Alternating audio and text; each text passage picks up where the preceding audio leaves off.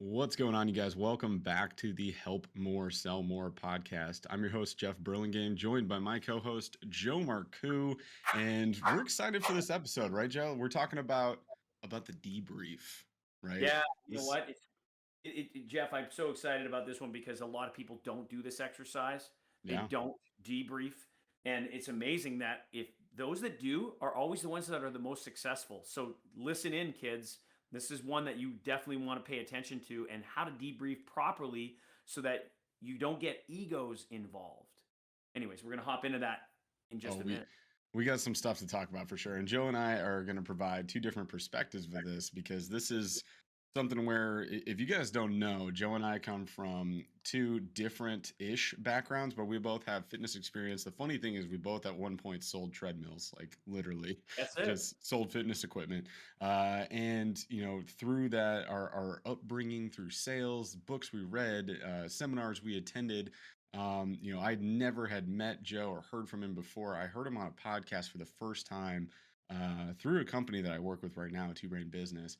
And when I heard him talking about sales, I was like, yo, that is exactly how I sell and how I train people. And like, it literally mirrored everything I did, which for one was confirmation of what I was doing was good because you've been doing this for longer than me and you've written books and you've done seminars and all that awesome stuff.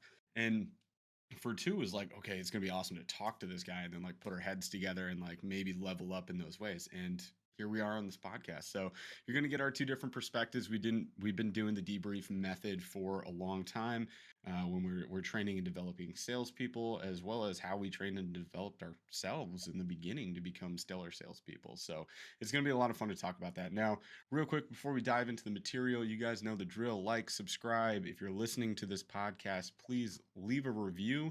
That helps us out so much to grow this thing to help more people, including salespeople who help other people sell more. We want you Help guys to be more, sell successful. more. We've got a lot to contribute on this show. So, again, keep listening, keep sharing, and keep leaving reviews. We appreciate you guys so much. Big That time. said, we also have a free group that you guys can join. We're going to be posting in that group starting December 1st. Right now, we're trying to just grow the community a little bit so that there can be more intelligent conversation going on. And it's a private group. You got to answer a few questions to get in. So only real people allowed, only salespeople and business owners, please. And I figure you're not listening to this podcast if you're not one of those things. That's But it. once we grow this group, we're going to do some giveaways. So we have a giveaway at 100 members, 500 members, and 1,000 members. And the giveaways just get more and more valuable as time goes on or as the group grows. So at 100 members, we're giving away a call each, one with Joe, one with me. And at 500 members, we're going to be giving away a month of Sales Dojo with Joe. And you're also going to get access to my entire course. So we've got, that's a $3,000 value, by the way. Yeah, Let me just that throw and that out there. just in and of itself, and that's just it. If you're whether you're new member to the Help More Sell More group, or even if if you're one of the first few people, everybody has a chance to win. So Yep. it's imperative that you do us a huge favor, and it's 5 words. Can I count on you to share this with others? 5 words. Can I count on you? How about 5 other words? Who do you know who? Who do you know who that would love to learn some tactics and some things that are going to help more to sell more? Get them on, get them into the group, get them listening to this podcast. We're here to help you guys. And I say guys, it's ladies and gentlemen. We're here to help you do a better job at this great opportunity of helping more people, so you can sell more and have a better quality of life. It's all good. So we're gonna have a new Absolutely. segment today. We do have a new segment today, and we're going to keep this segment going forward forever, including when we start having guests. Joe and I were just talking about our guest list coming up here soon. So, you guys, we are going to have people on the show, and it's going to be awesome to hear from them, to hear about their backgrounds, their successes, their failures to learn from, as well as maybe how what they do falls in line with what we do. So I think it's going to be very interesting and fun to get those contributions going forward. This new segment is called Wins of the Week. And this isn't new for Joe, and it's actually not new for me. I never called it Wins of the Week. We called it Bright Spots. I've been doing this for years. with mentees, within my gym when I own my gym, and you've been doing this in your dojo as wins of the week for a long time Oh too, man. since the onset, right? Yeah, before and even before that, the wow or the win of the week, Hmm. that's exactly it. And it could be big or small, it could be business or personal. The whole thing is, and I learned this from a sales coach, Blair Singer. I'm going back over 25 years, and I love the concept, and it's celebrate all wins. Yeah, Big or small, business or personal, it's all about energy. It's all about vibrating on that right frequency that gets us to that next level, and it's about momentum, right? I mean, if 100%. that object in motion tends to stay in motion, so it's so important to be able to have the habits to Yep. create that positive energy with other people that you're around. Because as salespeople, we're talking to other people, and the odds are, like Jeff and I don't look at each other as quote unquote competitors. We're collaborators. I've got a Mhm. sales program. He's got a sales program. So rather than thinking in terms of scarcity, I'm all about abundance. So, hey, you know what?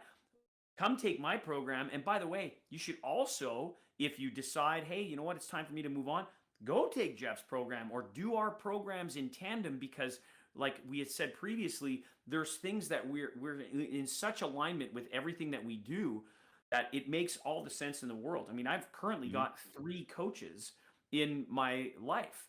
And whether it's life coaching, business coaching, sales coaching, it's ongoing. So there's one thing about the onboarding process, it's another thing about the ongoing process, and wins of the week is a habit that helps create that energy that continues on with the behaviors that gets us to our goals. So the win of the week, I'm going to throw it to you, Jeff. What's your win of the week? Big or small, business or personal? You can have more than one. What do you got, man? Yeah, so I told you this at our dojo yesterday, but I'm gonna nerd out with you guys real quick for a second. But I'm also a dad, so this is my proud dad moment. My daughters are into Legos. I grew up with Legos. They're also now my oldest daughter really is the only one that's into this. She's Emma. She's 8 years old, and she just got into watching Harry Potter, which is like a annual tradition for my wife and I. Has been for years. I mean. I was in high school when those movies came out, so that's the nostalgia factor for me. Sure. Yeah, I know it's not for everybody, but it's definitely for us. And my daughter Emma and I, and my wife, like we get to watch Harry Potter, and we're building all the Lego Harry Potter sets. So it's just like super fun, very like fall, Christmassy kind of season going on. Post Halloween now, as of the recording of this podcast, we got our Christmas tree up. Like it's just very holiday vibes in my house right now. So I that's love it. like my big win. Previously, I didn't talk about this on the last episode, but I just got back from a trip on fishing the St. Lawrence River up in New York, and I got to fish on at a spot that most people don't get to on a reservation, thanks to some of the guides, some of the friends that we have up there. And we knocked them dead, man. I caught the biggest smallmouth of my life 4 times in a row, like Good PB'd for four you, times. man. Ended with a 4.3 pound smallmouth. And if you guys don't know, I'm a big fishing dude. I actually have a fishing channel on YouTube, and we filmed for that. So like all the videos over on Burley Fishing if you want to check it out. But it was a blast, heck of a trip, Good for you. legendary. Like I will have memories from that forever. What about you, Joe? You know what? My win of the week, it's twofold. Number one, prior to to this whole pandemic, 'cause here we are, we're recording this early November in 2021. We've been for the most part, I've been working remotely and working via Zoom with my client base, which has Mhm. worked to my advantage. However, there's nothing like a live event. Now, granted, everything that we do as far as sales training is done live on Zoom. We're talking belly to belly, nose to nose, toes to toes, live events where high fives are going on. Yeah. It was tremendous, and this was I got the opportunity to go speak at Disney World, and so yeah, I just got back. It was an absolute pleasure to be at number one. It is a destination. Number two, it looks Mhm. great on the resume. Number three, this business summit that I was a guest speaker at was outstanding. And it was so much fun to be able to create something that was impactful. It was over 2 days. I spoke on both days. I got to meet some really great people. I can guarantee you, I haven't asked him to be a guest on the show yet, John Formica, who's known as the ex-Disney guy, and he's America's best customer experience coach. We hit it off. And what's great, Jeff, is we were in such alignment as to how you and I are aligned. His concept of what needs to be done at a personal level and at a staff level and at an energy level to create the ultimate customer experience, because we get caught Mhm. up in I need more leads, I need more leads, I need more leads. And where he's coming from is what can I do to not only retain my customers, have these customers come back and be happy, never mind willing, happy to pay more on the next visit. And it was outstanding. So I can tell you right now, I'm going to give you a pledge. I'm going to get John Formica on this show. He's going to be one of our first guests. So there you go. I'm putting it I out love there. it. And again, for me, I have new members jumping into the dojo, into the Army of One sales training program. So yeah, huge win. And I look forward to you and I when we're at a point where we're going to be doing our live events as well. So stay Yep. tuned to this podcast. Stay tuned to the Help More Sell More Facebook group. Like be a member, because it's going to be we're going to be doing some great things for you guys.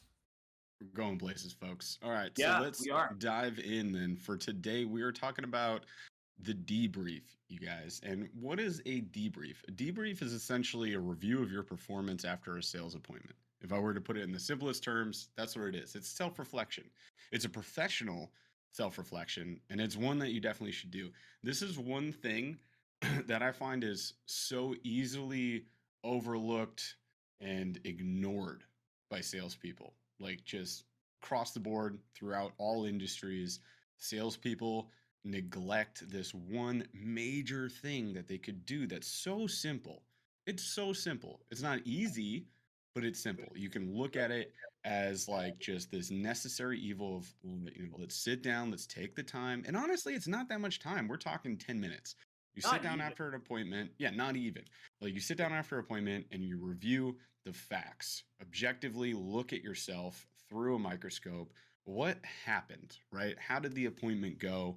And what we're going to do is Joe and I are going to kind of go back and forth here on how we like to do it with our salespeople as we're developing them, what we look for specifically, maybe just little nuances, little specific things within the debrief that we feel you guys will get the most value out of if you're to go and do this. And our goal, as with every episode of this podcast, is to give you a simple action step to walk away with, just one.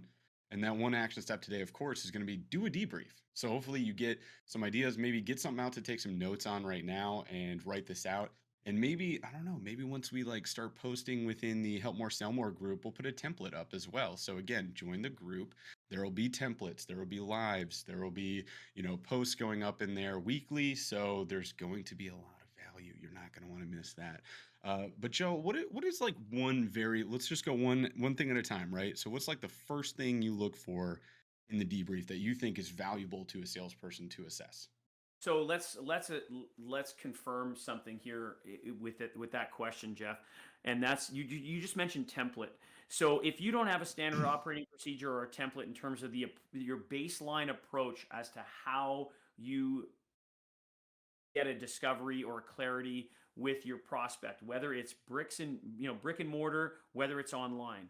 So obviously brick and mortar, you want to have people that are listening in and just listening in from afar. You don't want to have people like that you're under a microscope, because your prospect's going to feel like, what the hell's going on here? Weird about it. Yeah. Yeah, like that's just be listening in, right? Paying attention when the opportunity presents itself.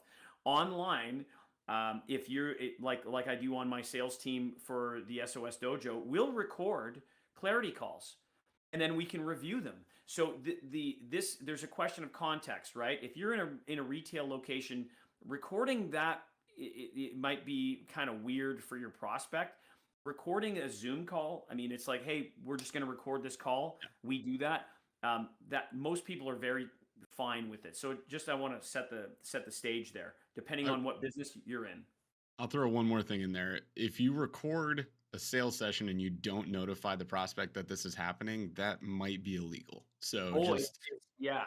full heads up. There's a reason on Zoom. Zoom has made a lot of changes since the pandemic Yeah. because Zoom all of a sudden is used by everybody. But it's not the only video conferencing option, right? But No, it Google is Meet. it is Yeah. yeah, it's just one of them. But they made a change where they make this very loud this session's being recording, right? Or being recorded, right? So that was added in so that, the people you're talking to know that you're recording this conversation, Right. And they right? can opt in to be recorded or not. And if they're Yeah, not, and then they the can meeting's say not gonna no, happen. thank Yeah. you. So So yeah, you it's on Zoom. If you can record it, that's a great idea. In person, I would say if you can sit at a distance. I used to do this with my salespeople. Like you sit at a distance and kind of listen in while you're just like whatever doing other cleaning. admin work or cleaning or whatever, Yeah. right? And Yeah. that's totally fine too. Or worst case scenario, or in the case of solopreneurs, right? Like you're by yourself. It's just you. Nobody can listen in. I mean, you could ask the prospect, hey, is it okay if I record this, voice record it or whatever? And if not, then you just got to go from memory. And that's Yep. where like the debrief really shines through, is you're just trying to recall all that information. Exactly. And that is the benefit of the debrief when you have someone else able to give you, and again, the intention here is when we call these critiques, it's giving you course corrections Yeah. because ego can get in the way. So you have to set that stage. So now that I've clarified this, if you don't have a template or a step-by-step approach, this is where you get into Jeff's program, take advantage of it, and do the program. Or you could do Army of One. I mean, there's different approaches that he has, I have. Once you've got that, um, the other thing that I was reflecting on, like one of the businesses that I have is called Lead Cycles. We do call recording, so it'll say this call will is recorded for quality assurance, so you can review the calls. And a lot of people don't take advantage of this, and this is why I think the debrief content that we're going to be talking about today is so important. What's the purpose of it? You should have standard questions within your standard operating procedure, your template, your process. You need to have certain questions that always get asked. And then there's going to be nuances between that. So Hmm. that's one thing. The next thing, so what's one of the things about the debrief?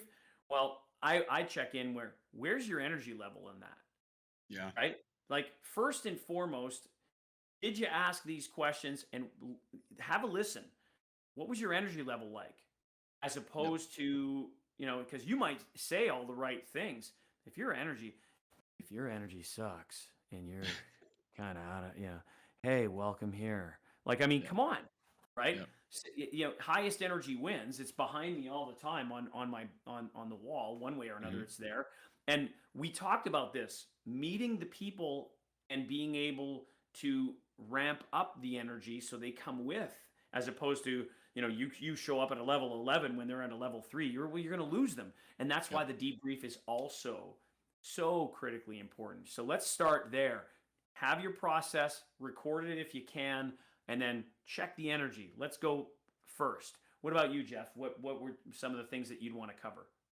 Yeah, I think that's good, and I think that's a good segue to our story time for today too. So I'm Yeah, going to jump in jump with in. the next part slash my story when I started doing debriefs. And what Joe was just referring to there with the recordings also gives you that outside perspective. So I was on my own when I first started like really doing service based sales, those personal training sessions. We've talked about it in previous episodes. You guys know what I did. So I'm subcontracting, personal training sales manager, right? I don't work for the gym. I don't work at the gym. I kind of work as a subcontractor for the gym, right? So I'm there selling personal training to existing members. Now, I was on my own, essentially a solopreneur in that scenario, because the company I worked for branched out, had a ton of different gyms, and they would just plop us in there. You're a sales manager. You're a sales manager. Here's 5 trainers for you to service the training sessions that you sell. And I'd be on my own on an island most of the time. We do conference calls. I've done role play with 30 people from 30 different gyms before. Like, if you guys have done role play, you know how nerve wracking it is already. Imagine doing that on a gigantic phone call with your boss, the president of the company, and then 30 other salespeople who you're competing against on a monthly basis to try and be the best salesperson in the company, right? I did it. I was the best salesperson in the company, but gosh dang, were those calls nerve wracking. But, anyways, I digress. uh, with being alone meant that I had to find a way to learn. Now, at the time, this is years ago, 12 years ago, 13 years ago, something like that. I would record myself in my pocket on my phone doing the appointment, and then I would send that recording to my boss and say, what can I do better? Because Oh, literally, that's like, great. yeah, I don't know about you guys, but when I got started in sales, I mean, I'm still hungry, but like I was hungry. I was starving. I was like, Yeah. I want to do better. I want to make more money. I want to be the best in this company, no matter what. And I was making pennies. Like, it's not like the commission was good. It's not like the bonus was good. It was just about winning at the time. It was like, I just want Yeah. to do better. I want to get Bragging more rights, baby. people. Yeah, exactly. Like I wanted the bragging rights, but I also wanted more clients. I wanted more happy people as well. And I wanted my trainers to be full up at the same time, like have all their clients so they're getting paid well across the board. So what I would do is I would record that. I send it to my boss. I say, tell me what to do better. And that's how I slowly learned about the debrief because he would say this, this, this. And I started identifying like the sections of our appointment. To your point, like you should ask these questions, you should have this energy level, or learn how to match and pace up, like we talked about last episode, you guys, Right. with their energy level to get them to meet you where you need them so that you get to that level of energy where they buy, right? They don't buy at a 2, they buy at an 8 or a 9 or a 10. So I need to pace them up to that. So I would learn about these things and I'd write them down and I organized it. And that's where my debrief came from. Like the initial debrief sheet that I made, my first template that has evolved over the past 12, 13 years, of That's course. great. But like I would just say, okay, energy level, right, checklist. Made a checklist, right? So check, energy was there. Okay, that's good. Yeah. Intro, warm, welcoming intro. Okay, good, got that. Like initial questions, just the exploration. Joe prefers the TED method, right? So tell me, explain to me, describe to me. And my discovery is a little bit different, but you can go with like the W's and the H's, who, what, when, where, why, how, right?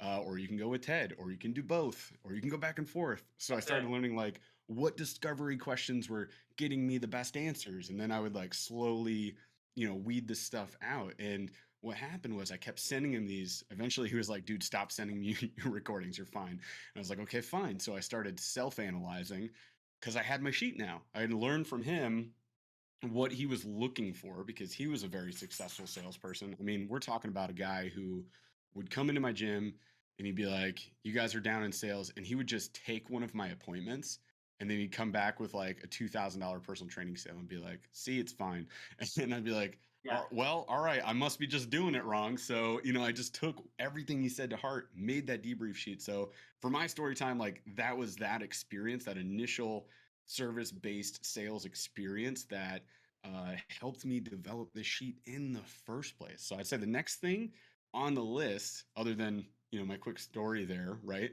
was to be looking at the questions you're asking and whether or not you're getting the right answers from them.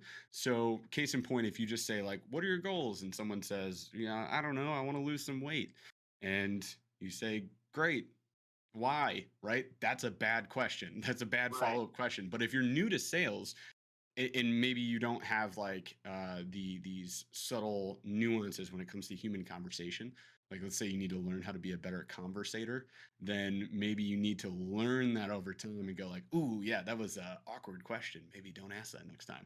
And you Yeah. learn from that, right? And then you tweak and then you change and then you eventually come to this consensus of ask questions these ways, get these answers I want, right? So it's analyzing that line of questioning, and I'm sure you'll talk about TED here too, but like how to get to the information you need in order to get the sale, right? Get to that point where this person understands like what their problem is, how you can help them, and that they need to buy this program. And there's also the aspect of how much time do I want to spend with someone? Because there's opportunities, especially if, for those of us that have a busy calendar, you might have, hey, I've got another call, I got another call. Or if you're in a retail environment and you don't have appointments set up and now you've got customers coming in, you have to be very tactical in terms of how you use your time. Case in point, I've dealt with people in the power sports industry, the auto industry, the electric bicycle industry, for example, and these are products, for example, that that are 3 to 5 to $20,000. Well, I can't spend 6 hours with one person when I've got a flood of other customers coming in. And so I have to be able to gauge people's interest, and I also have to be able to ask the right questions to be able to be the guide to take them to the desired outcome, which of course is solving their problem, helping them make a choice. Hmm. Notice that I'm helping them make a choice as opposed to getting them to buy, right? Hmm. There's a difference. And so, because I mean, people still want to buy things as opposed to being sold to. And again, time collapsing the approach when time permits is very important. And so that's something else that takes practice and tactic. So one of the things that I preface this with everybody, myself included, is drop the ego. I don't care if whether you've been in sales for 50 years, like myself for 35, like Jeff for 17. Is that about right, Jeff? Almost 16. Going to be 16 this year. So, or whether you've been at like, and if you're the business owner or if you're the newbie, it doesn't Hmm. matter. Drop your ego, because the only way that we're going to be able to continue to learn is to be able to have somebody else do a course correction. So, case in Yep. point, my story would be back when I had my retail stores. We would all, we had the up system. So basically, everybody had a turn, regardless of experience. Everybody, once you passed, we had a test. We're going Hmm. to call it the exam. Once you passed the test, you were able to sell anything in the store. And if we're talking high end products, so now you go through a process, and the rest of us would still be active in terms of whether it was cleaning, putting it, doing some admin, and paying attention to what was happening on the floor. And then between each opportunity, we would talk to each other, and it would be it would be a huddle. We wouldn't Hmm. have to necessarily sit down at a desk or anything. It would just be a quick huddle, and it would be, okay, what went right, what went wrong, what could we improve on? Because Yep. like in some cases, like I would have a salesperson, whether it was Colin, Paul, Derek, Reg, Al, and it wouldn't matter. And I'm just going through some of the people that I was working with back then. They when they did something right, we would encourage them. Right, that's part of the debrief. It would Hmm. always go in and say, okay, here's what you did right. Even if the person left and didn't buy, here's what you did right. We always started off on a high note. So if you're debriefing yourself or debriefing your team, here's what you did right. Here's a course correction, and then finish it on. And again, here's the course correction, and then let's practice that course correction right now to reinforce that behavior. Yep. And then again, celebrate the win that they just got the course correction, and then let them go back out. Right? I mean, that's Yep. the whole point of the debrief. You have to be open to it. And so my story would be in the store. I had a staff member who saw me fail miserably with a client, and I tagged off. I was the owner of the store. She had actually Hmm. seen me on television. I was interviewed by a local person, a news personality. So she came in to talk to me, and for whatever reason, the vibe was wrong. I Yep. picked up on it, and I said, "Hey, I want to introduce you to Paul." She and Paul totally hit it off. Paul Hmm. got the sale. We did a debrief afterwards with everybody, and I had people asking me, going, "Hey, so why didn't you make the sale?" And they're like, "Because I could tell there was something up with our energy. We weren't at the Yeah. same." And I'm just going to call it this: we weren't at the same vibration. And here, and again, I'm going to be blunt here. I came in way too high, and Paul was a little bit more chill. She was probably at a level 6. I came in at a level 9. We needed a level 7. Paul showed up at that 7. It had nothing to do with the fact that I didn't know what I was talking about. I knew exactly what I was talking about.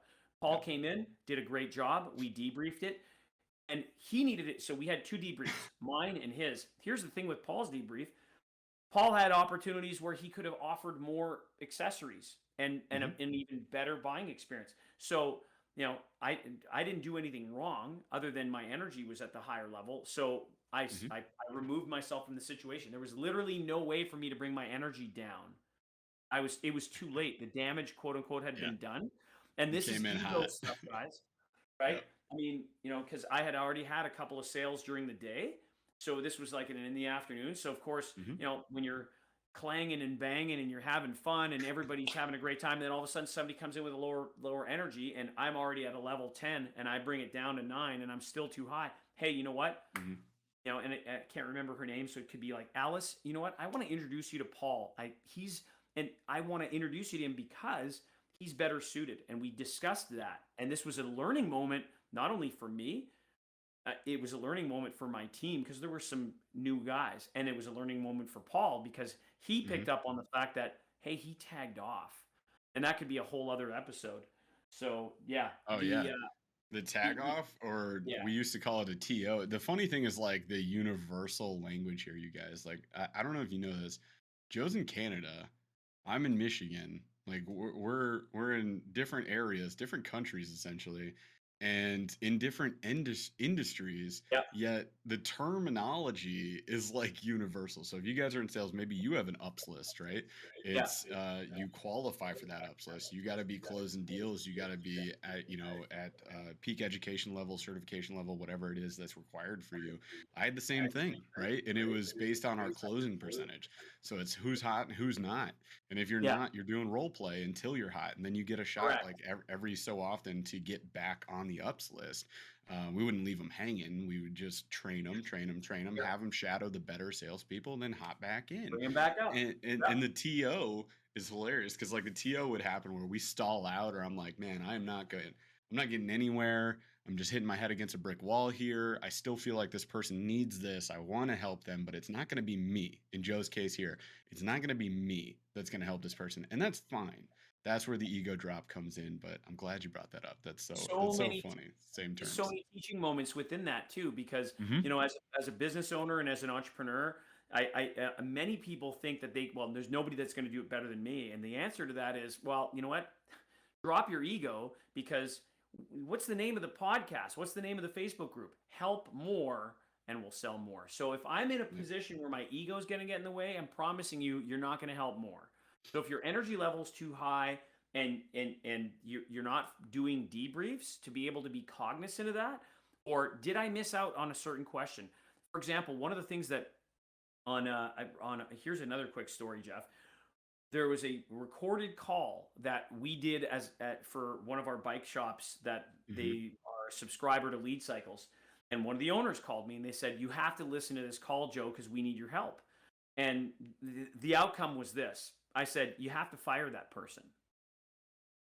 Ooh. The it was Okay.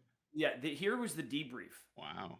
The recorded message, and I'm not going to mention the bike shop's name. It was, first of all, there was a way to answer the phone, and this person didn't follow protocol. So let's just assume, like, if my store was called Joe's Bike Shop, you could answer it a certain way, like, it's a great day at Joe's Bike Shop, how can I be of service?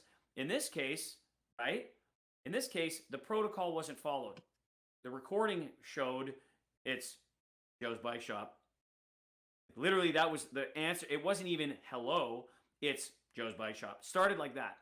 The customer on the other end of the line said, hey, I just got your text, because we have an automated service that does follow up, right? I just got your text. This is like 3 days of follow up. So the person says, hey, I just got your text, and I'm curious. And before the customer could even ask the question, the person who answered the phone, Joe's Bike Shop, says, what text? And the customer says, well, the text. I just got a text from your store. Well, I never texted you. And so It just gets now better. It it's gets it better and now better. now it's this is recorded, right? So Yeah. now this guy is so focused on being right, as opposed to he's got a lead that's calling in the store. The next best thing to a phone call, you guys, is having them there live. Anyways, I'll cut to the chase. The customer says, well, okay, whatever. I'm just curious. Do you have this bike in stock? Because I was there 3 days ago and I got your text and it reminded me that I want to buy it. This is recorded, Jeff. I can't make this shit up. I want to buy it. And the guy says, with glee in the tone of his voice, nope, just sold it. And lets the customer hang. And the customer goes, oh, oh, okay. Any other potential Uh, solutions here, sir? Nothing, Nope. nothing. And then click, the customer hangs up. And I'm like, oh my God. So of course, this is why I told this woman who's the owner of the store, I said, you have to fire this guy. There's Yeah. And nothing was followed. How about, it could be, hello fun, Joe's Bike Shop, or that's kind of a hint in terms of which brand I'm talking about. Or it's a great day at Joe's Bike Shop. This is Joe speaking. How can I be of service? Yeah, I just got your text. Oh, terrific. Somebody from our store texted you. What did the text say? Because it wasn't me, right?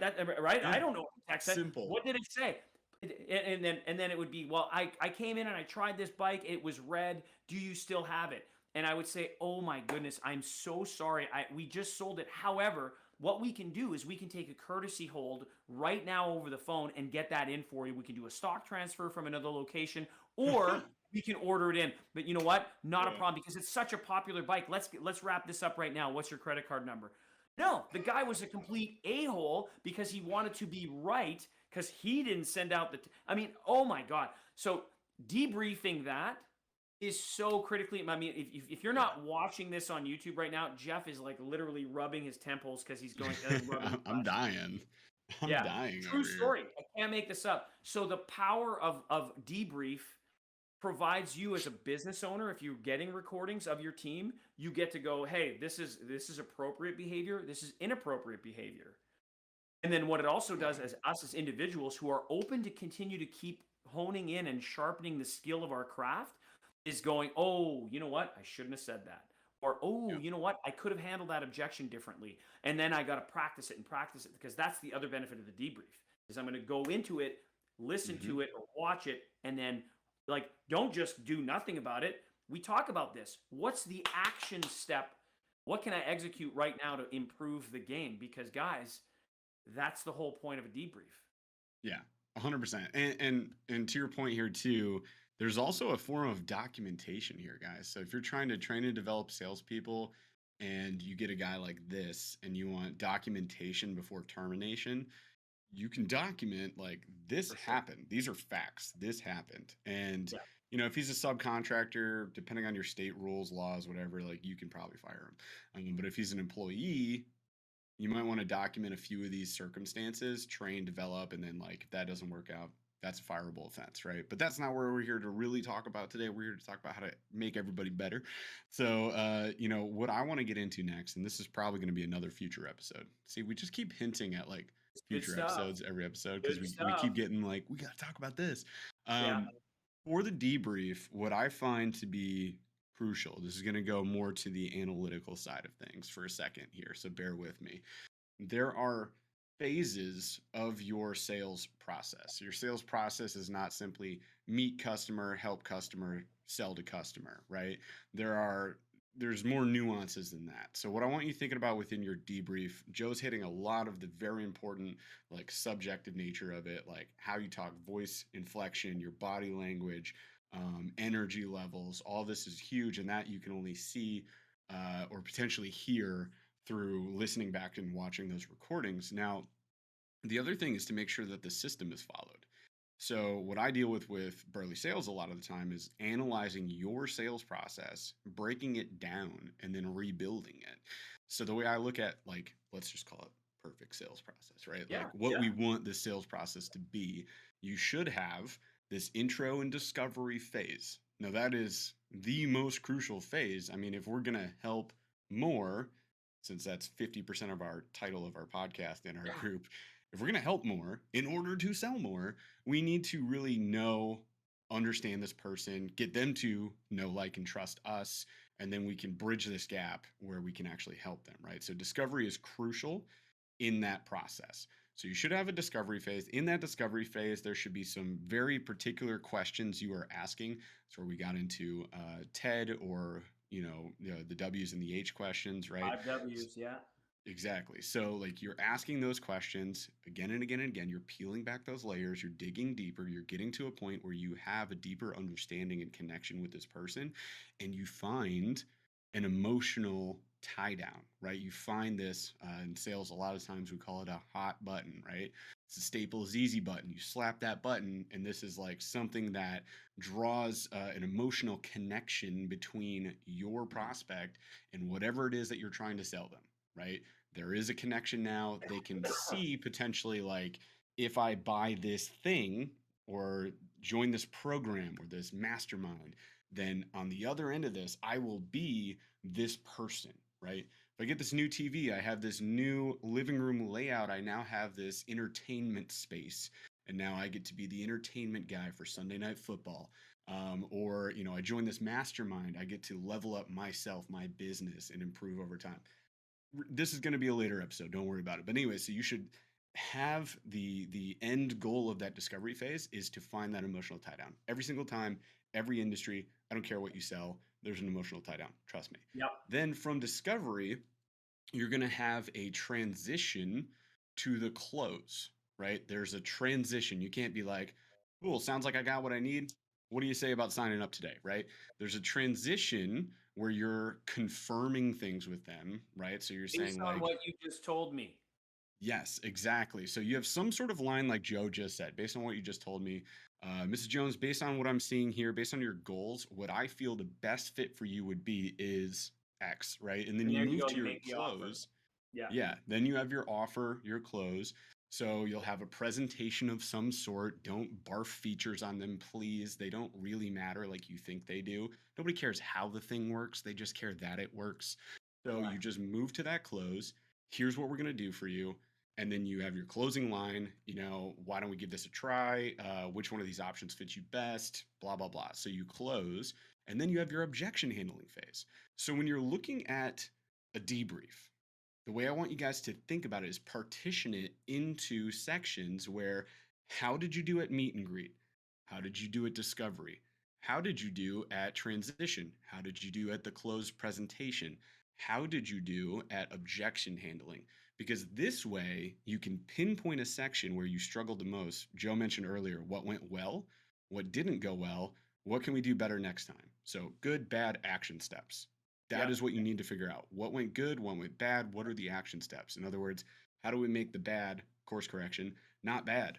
Action steps, right? And then you apply, this is the key action step from today's episode, you guys. How do you apply now? You go to your very next appointment and you do what you just like wrote down, right? This is how I make this not suck next time. That's the whole point of the debrief. So find in that debrief, find that section where you struggle the most, and you do like 4 or 5 debriefs, you guys, you're gonna find an average. I struggle with transition to close. I struggle with pricing presentation, whatever it is, Yep. nail it down and then focus on that section. You don't have to role play the The entire whole sale sale. every No. time. No. That's going to Exactly. take forever. Role play is going to be just monotonous. Role play just the specific section that you Right. suck at. If she That's how turns you get around and better. said, Mrs. Jones turns around and says, "I need to speak to my husband," and the sale is blown, not a problem. You sit down, you go, "Okay, let's do the spousal objection. Let's practice it. Bang, bang, bang, bang, bang." And Yep. now, okay, you go back out there, and it's Reps. okay depending on I'm a big note taker, so I bring notes out, and I also have a template with me. Hmm. So Confucius say bad handwriting better than good memory. Hmm. Follow your system. Like the idea of winging it doesn't work. This is why the debrief is so important. And those people that actually have a systematic approach that Jeff talks about in Burley Sales can tell you this: when you have a systematic approach, you can measure it. And when it's measurable, you can grow it. Exactly. So we're gonna wrap up there, you guys. And I know there's actually a lot of meat to this episode. So really break this one down, debrief this episode, if you will, and make sure, of course, that you took notes. So if you didn't, go back and listen again. Take some notes. Make your own debrief. Analyze your own personal sales process within your business or organization that you're working at, and Absolutely. then review every single sales appointment you have. The next 5, my challenge to you, the next 5 sales calls or sales appointments you take, do a debrief and then Yeah, whether let you're us know. alone or with your team and have somebody Yeah. listen to yours or you listen to theirs and go back and forth. And it's not about being uber critical. It's about, Hmm. hey, here's what you did great. Here's where you could improve. And let's practice that part. It's exactly what Jeff talked about. When you do that, and we did that in our retail stores, we did that on our business to business calls, we do that within my sales team now. I can tell you what a huge difference it'll make to your bottom line. And you're making people happy because that's like, what's your goal? What's your purpose? For us, is we want to make people happy. So if we do it Yeah. right, not they're so happy, they're thrilled, they're buying from us. Exactly. So there you guys go. There's some good action steps from today. Again, we'll be back next week. Mondays, 6 a.m. Eastern is when we drop episodes every single week. So stay tuned for the next one, episode 11. We already broke 10. I'm pretty proud of this Let's so do far. this. I'm having fun. You having fun? Oh man, I'm having a blast. Let's go. Perfect. All right, you guys, be sure to like, subscribe, drop a review. That helps us out a lot. Share the podcast again with anybody in any sales related field or anybody who's a business owner. This helps us out a lot. And be sure to join the Help More, Sell More free Facebook group. Again, December 1st, we'll start dropping more content, doing live, dropping templates, all that stuff. There's a ton of value. And we're doing Prizes to be giveaways. won. There are prizes to be won. So at 100, 500, and 1,000 people in that group, we will be doing some valuable giveaways. So hang tight with us. We appreciate y'all for listening. Good luck. Get out there and help more people and go sell some more. All right. Ciao, stick us out.